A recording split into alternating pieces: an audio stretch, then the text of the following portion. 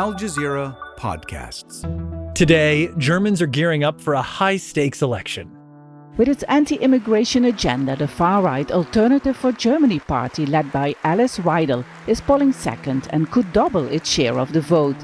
How does a country so determined never to forget grapple with the rapid rise of the far right? I'm Kevin Hirten, and this is The Take.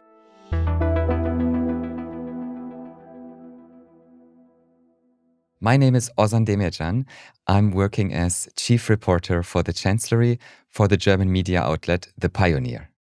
Ozan, this snap election is taking place because the current chancellor, Olaf Scholz, lost a vote of confidence in December and his ruling coalition fell apart. Scholz led a fractious coalition, never managing to convince his allies to fill a multi-billion-dollar hole in the national budget. Now, I'm going to attempt to lay down a very basic overview of the electoral situation in Germany. I'm no expert, so please stop me if I get any of this wrong. So on the left side of the spectrum, you have two main parties, right? You have the Greens and the Social Democrats, SPD. The current chancellor, Olaf Scholz, is a Social Democrat, center-left, probably analogous to like Labour in the UK or the Democrats in the US. On the right side of the spectrum, you have the Christian Democrats, who were in charge for years under Angela Merkel. They are kind of center-right, like George W. Bush or David Cameron era. And then, of course, on the far right is the Alternative for Germany, AfD, which we'll get into in detail later. So we're talking just a few days before this election. Where do things currently stand in the polls? So the polls are very, very clear. The Christian Democrats are leading the polls with around 30%. The interesting thing is the rise of the AfD, which stands for Alternative for Germany, because they are second in the polls at about 20, sometimes 22%. So first of all, the Christian Democrats, they are likely to gather exactly as many votes as the Social Democrats and the Greens together. But the Alternative for Germany is even better at the polls. Wow. And that's a big, big shift in our country. So give me little biographical sketches on some of the main candidates here. Let's start with the man who's expected to become the next chancellor, Friedrich Merz. Yes, Friedrich Merz, he's not new to politics. He used to be the head of his party's group in the German parliament in the beginning of the 2000s. And actually, he was quite ambitious back then, but he was sidelined by the back then chancellor candidate and later chancellor, Angela Merkel. And then he became the head of the German subsidiary of BlackRock, the big investment company. Yeah. But it seems he never really lost his ambitions to become the next chancellor. So when Angela Merkel stepped down in 2021, very soon he arrived to the stage, and it became pretty clear very, very soon that he's going to be the next chancellor candidate for that party. So he was sort of stuck in the shadow of the most successful politician in recent German history. Exactly. So then there's Olaf Scholz. He's running again. Now there's some criticism that he should have maybe stepped aside. Exactly. And you know what? He's even admitting it himself. So even if only indirectly, he admits that his coalition was not very successful by saying he should have ended it, he should have terminated it much earlier, calling for early elections. And then, of course, there's Alice Weidel of the AfD, who doesn't really fit the profile necessarily of the kind of fire-breathing populist that you might imagine. Exactly. She's also very young compared to the other candidates. She's 46. She's gay. She's in a relationship with another woman living in Switzerland. They have 2 children. So she really doesn't fit into the profile, both compared to the other candidates and also to what her own party is standing for. She speaks very slowly. And from her political content, I mean, if you read what she's tweeting, what she's saying to the microphone, it's the exact opposite.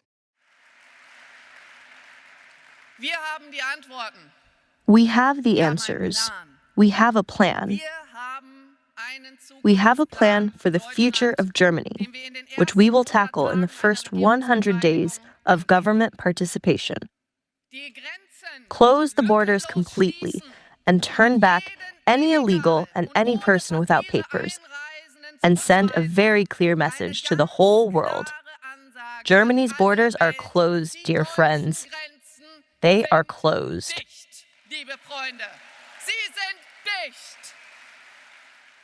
Okay, so Ozan, let's dig into AfD a little bit, which is number 2 in the polls. That really is remarkable. They've been in the news a lot recently. We know they've been cozying up with people like U.S. Vice President J.D. Vance and, of course, Elon Musk. Hello? Can you hear me okay? Yes, we can hear you. They haven't been around for long. They were founded back in 2013 as kind of this small anti-EU party. But in recent years, it really started growing. Got bigger presence in parliament, won state elections. It's the most successful far-right party since the Nazis. This happened in just over a decade. What is behind this kind of rocket ship rise in popularity? Exactly, Kevin. So the AfD's founders were mainly conservative academics and economists, and they simply argued that German taxpayers should not be paying the bill for what they saw as the mistakes of southern European countries being in huge debt. They had nothing to do with migration or anti-immigration politics. There was a real big turning point. That was in 2015 when this party was 2 years old. And that was the European so-called migrant or migration crisis, when over 1 million refugees, mostly from countries like Syria, Iraq, Afghanistan, when they arrived in Germany, and when back then Chancellor Angela Merkel opened the borders and coining the now in Germany very famous phrase, "Wir schaffen das," which means we can do this. It was a humanitarian gesture, and it won her praise globally. But at home, it also triggered a huge backlash. And I think the AfD saw this as their moment, their big moment, when they shifted their focus from Eurozone issues to anti-immigration rhetoric. This shift was not just about refugees. This rise of the AfD was not only about the topic of migration, it tapped into something much deeper, especially in Eastern Germany, where unemployment and economic struggles have lingered since the country's reunification in 1990. There's still a huge divide in socioeconomic measures between West Germany and East Germany, even though the country is reunited. And these areas, they feel a bit like America's Rust Belt, regions that once thrived, but have since been left a little bit behind. And the AfD capitalized on this, saying, look, the elites in West Germany and in the capital, Berlin, they care more about refugees than about you. And critics call this populism. Supporters see it as giving a voice to the marginalized in our country. Yeah, I mean, there's a real connection between the economic woes, the recession you talked about, and scapegoating immigrants, isn't there? Exactly. It's sort of a scapegoating. And this narrative resonated very well within people, within the population in East Germany. And soon the AfD was not only just a fringe protest party, it became the main voice of the disillusioned, particularly in places where they feel forgotten, like also in other places of the world. Yeah. Like the Rust Belt, for example. Right. And you said no one really has a solution to the actual economic problems, but they can tell you who to blame. It's just the classic right-wing politics. So AfD is very popular with young Germans, and it seems to be very good at this kind of troll culture, right? And we see this with these kind of nod and a wink callbacks to things that the Nazis did. Can you talk about the kind of tangential relationship that some of the supporters have with this Nazi history? Sure. First of all, anytime you talk about far-right politics in Germany, there's a big elephant in the room in any discussion in Germany. And this is our country's Nazis' past. And the AfD knows this. So first of all, on the surface, they try to distance themselves from that legacy. But if you dig deeper, of course, it's not that simple. Officially, AfD rejects Nazi ideology. But there have been moments where party members have pushed the boundaries, to put it mildly. One example that really caused a huge outrage was when Alexander Gauland, he's a senior figure in AfD, in the Alternative for Germany, when he described the Nazi era, which included the Holocaust, as just, I'm quoting, a speck of bird poop on Germany's otherwise very, very proud history. Wow. And again, critics saw this as trivializing one of history's darkest periods.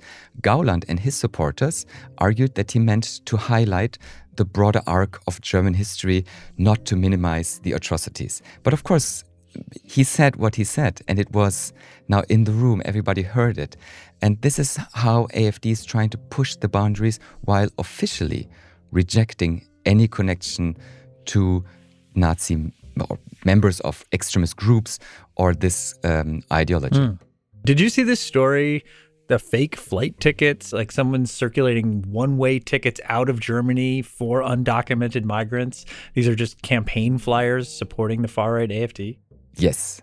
And the worst thing is, Hitler and Hitler's party, they did exactly the same. They printed exactly the same tickets, not flight tickets, it was train tickets back then,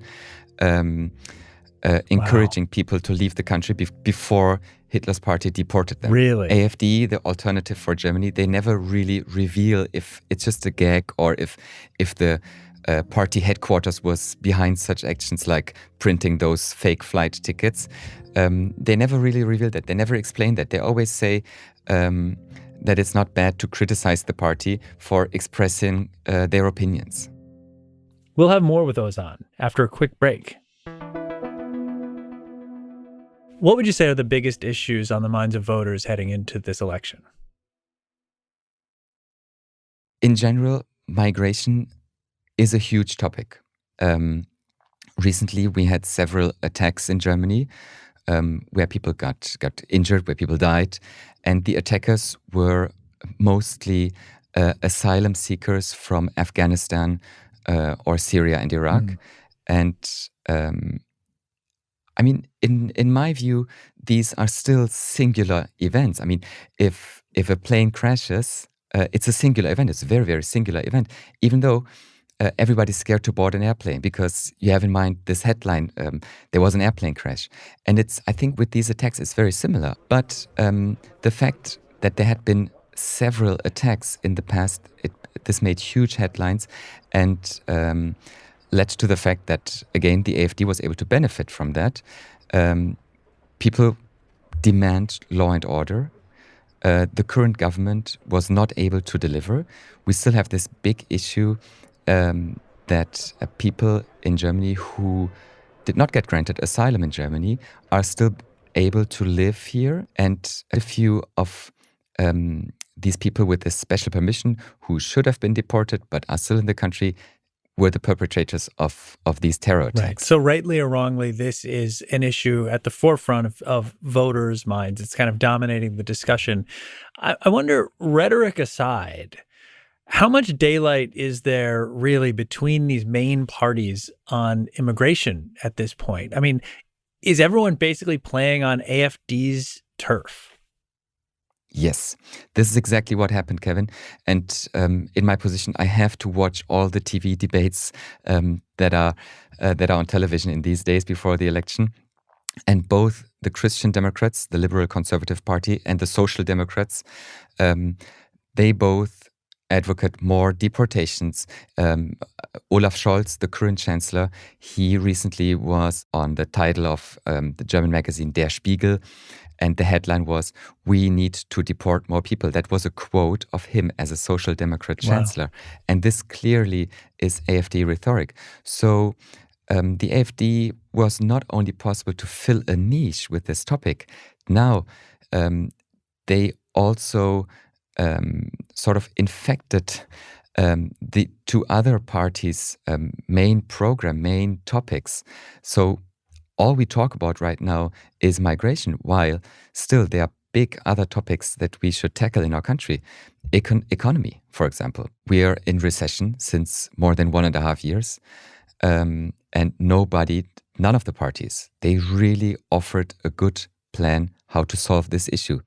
Would it be fair to say AfD might not win the election, but it has won the argument? it has definitely already won the argument. They're not going to win the election, but people already fear that they might win the election in 2029. Wow. Okay, let's talk about that, because you may look at the polls and think AfD has a real shot of winning this thing, if you don't follow German politics. But Germany has put in place these safeguards to never let a far-right party get into power. They're barred from forming a governing coalition. So we have this political concept. It's called Brandmauer in Germany. Literally, it means firewall. And it's the idea that mainstream political parties, especially conservatives, should maintain a strict barrier between themselves and the far-right AfD. And this firewall is meant to prevent the normalization of extremist ideologies in the political mainstream. There's a general understanding that some alliances are just off limits. So Germany is well aware of its history, but it's also a democracy. If a party like the AfD keeps gaining steam in 2029, it does get far over 20%. Maybe it's at 30, maybe 40%. Won't the system eventually have to honor the will of the voters? Good question, and I agree with you. By the way, this is one of the main arguments of the AfD. Now they are able to say, we have 20% of the popular vote behind us. You cannot ignore us anymore. Are we not allowed to join in? All other parties are on the same page. And this is why this firewall hasn't always held. One of the biggest recent controversies happened in the Bundestag, our federal parliament, during a debate over a law, and the conservative bloc of the Christian Democrats, led by Friedrich Merz, the likely next chancellor, he put forward a proposal that was ultimately passed, but only because also the AfD voted in favor of it. And here's why that was a big deal. Technically, Merz did not invite the AfD's support, but he also didn't actively block it.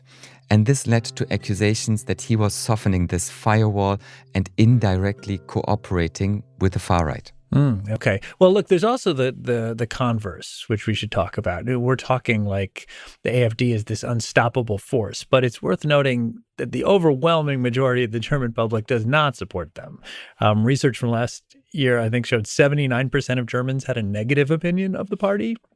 And, there have been rallies all across the country, people, really taking to the streets. Is it possible that all this attention, the American support, the Trumpiness of this could backfire as well for the AfD, that this is maybe a high watermark? Yes, I agree with that. And especially Elon Musk's support for the AfD led to a huge outrage, because across the spectrum, Elon Musk is not a very popular person in Germany. Few people like him, so that he sided with Alice Weidel, the current head of the Alternative for Germany, actually led to a kind of huge backlash.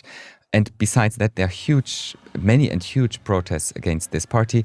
And think of these protests as Germany's equivalent of the Women's March in the US after Trump's election, or the Black Lives Matter protests. Huge grassroots movements pushing back against what they see as a threat to democracy. Okay, so as it stands, this time next week, Germany, the richest and most powerful country in Europe, will have a new government, and by every indication, a more conservative government.